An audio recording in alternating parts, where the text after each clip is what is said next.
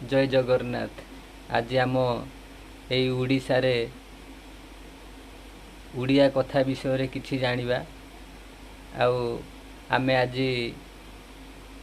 मुख्यमंत्री को उड़िया जानुनी कहूचे, आउ 5T सचिव पांड्यान सार को भी उड़िया जानुने बोली कहूचे। आज आमे निजे ठीक जानीचे ना नाई, आसंतु आमे जानिबा।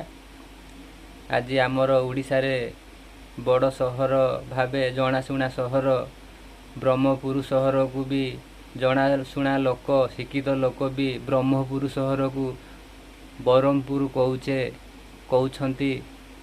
आउ आजिका पिला छुआ मानक भी आपण पचारंतु, उड़िया रे पचारंतु, आउ ट्रेन को उड़िया रे कौन कहिबे, आउ